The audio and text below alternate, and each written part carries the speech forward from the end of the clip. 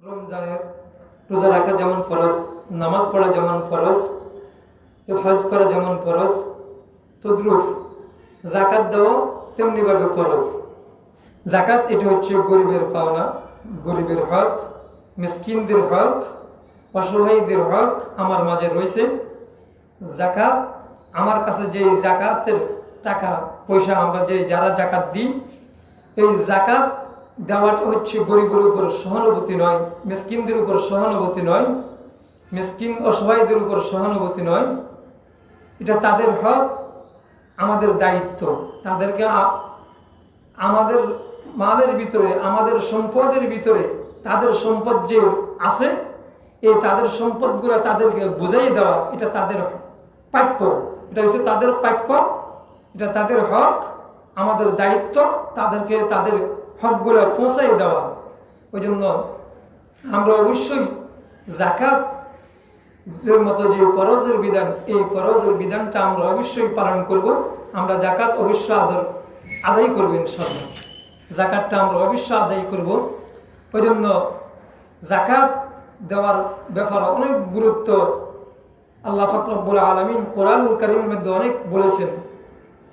এমনকি জাকাত যারা দিবে না তাদের শাস্তির ব্যাপারেও অনেক আল্লাহ পাক রব্বুল আলামিন কোরআনুল কারীমের মধ্যে অনেক ধমক দিয়েছেন।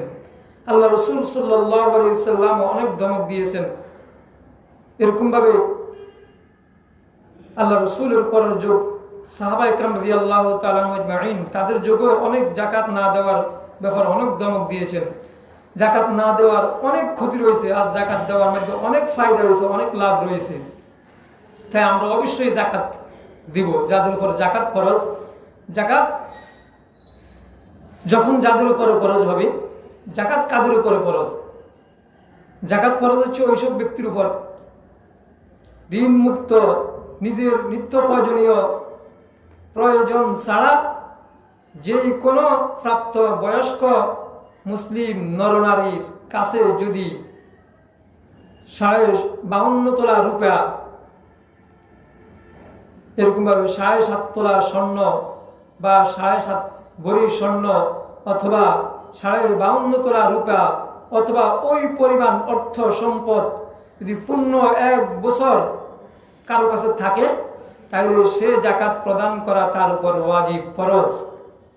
সেই ব্যক্তি অবশ্যই জাকাত আদায় করতে হবে। তাহলে জাকাত যাদের উপর ফরজ তারা হচ্ছে ঋণ মুক্ত হইতে হবে। নিজের প্রয়োজনের চাহিদার জিনিসগুলা বাদ দিয়ে নিজের প্রয়োজন ব্যতীত ঋণ মুক্ত হইতে হবে।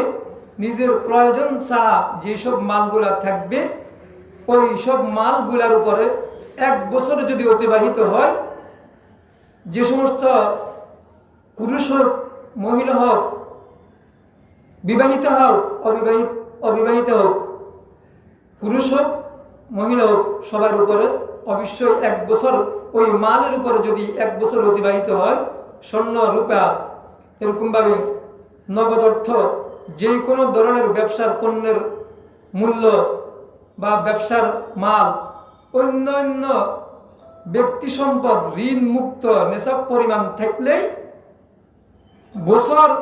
প্রতি বছর ঘুরে আসলেই 8 টাকা অবশ্যই জাকাত দিতে হবে। প্রতি শতকরা 8 টাকা, এরকমভাবে এই 1000-এ 250, প্রতি লাখে 2500 টাকা, এরকমভাবে আমাদের সবাইকে জাকাত দিতেই হবে। যেমন জাকাত দিবে যারা সুস্থ হইতে হবে, স্বাধীন হইতে হবে, মুসলমান হইতে হবে, বালেগ হইতে হবে, মুকিম হইতে হবে, নেশাবদার।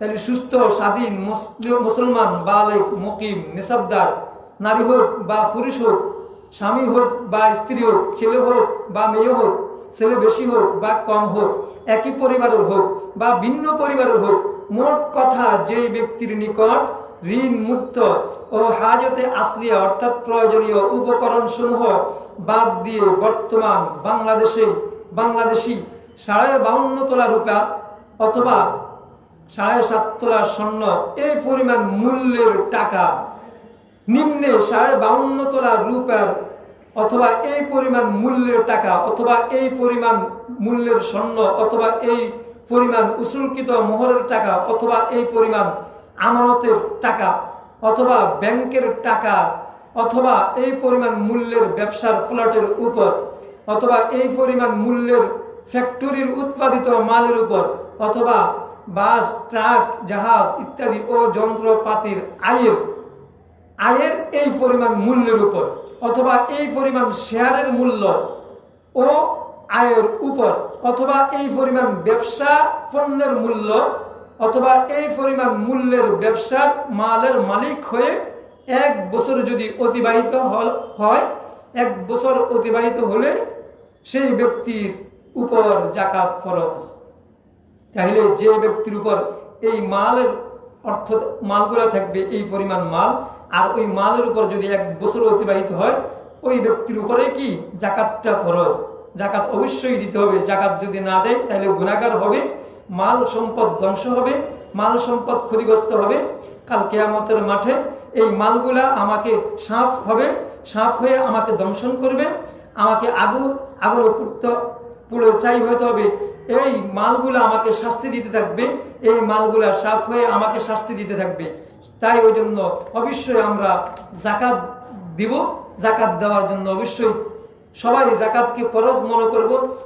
যেরকম ভাবে নামাজকে ফরজ মনে করি, যাকাত, হজকে ফরজ মনে করি, এরকম ভাবে রোজাকে ফরজ মনে করি, রোজা রাখতেছি, হজকে ফরজ মনে করি, হজ করি, এরকম ভাবে নামাজকে ফরজ মনে করি, নামাজ আদায় করতেছি, এরকম ভাবে যাকাতকেও ফরজ মনে করি।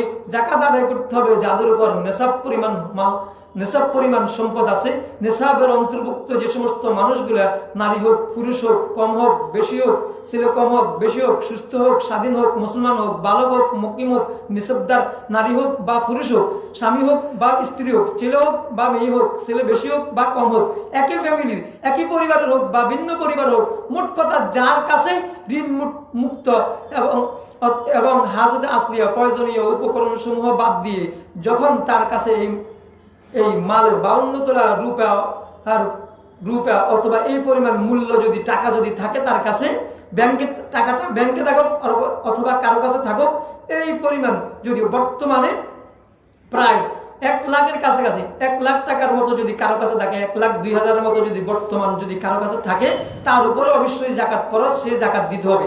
এই 1 লাখ টাকা যদি তার 1 বছর তার কাছে ছিল 1 লাখ টাকা, 1 লাখ টাকা 1,02,000 টাকার মতো যদি কারো কাছে থেকে থাকে, 1 বছর তার কাছে ছিল, সেই ব্যক্তি ঋণ মুক্ত নিজের প্রয়োজনের বাদ দিয়ে যদি তার কাছে 1 বছরে 1,02,000 টাকার মতো যদি থাকে, তার উপরে কি যাকাত অবশ্যই ফরজ। 1 বছর এই টাকার উপরে যদি অতিবাহিত হয়, সে অবশ্যই যাকাত দিতে হবে। যাকাত না দিলে গুনাহগার হবে।